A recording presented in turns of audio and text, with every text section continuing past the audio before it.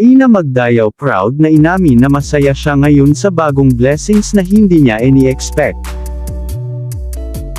Hindi nagdalawang isip si Shaina sa pag-amin, sa isang press interview na magiging next level na ang relasyon nila ni Piolo Pascual. At ayon sa aming original source na kaibigan ng actress, maraming raw ang lumalabas ngayon na 3 months pregnant na siya ngayon at ang ama ay walang iba kundi ang kanyang long-time partner na si Piolo Pascual. At ang lahat po ng nilalaman nito ay galing lang po sa mga source na pinagkatiwalaan namin. Sa isa pang anggulo na kumalat yung post ni Shaina sa social media yung ultrasound result na may caption na, "Hello world, sit here emotional as I write this because I can finally say the words that at one point I didn't know if I would ever get to say. We're having a baby.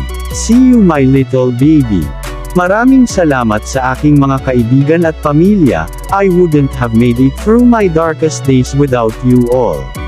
Maraming salamat din sa aming mga supporters na walang sawang pagmamahal."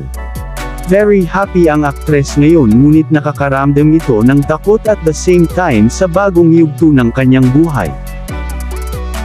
Ayon dito hindi biro ang magbuntis at magkaroon ng sariling pamilya, kaya naman thankful siya sa kanyang partner na si Piolo Pascual, hands-on raw ito sa pag-aalaga sa kangga at binibilan raw palagi ng kanyang pregnant food cravings. Sa pagbubuntis ni Shaina and very excited sila kung sino ang maging kamukha ang anak ng dalawa. Hiling ni Shaina sana walang komplikasyon ang kanyang pagbubuntis para safe silang dalawa.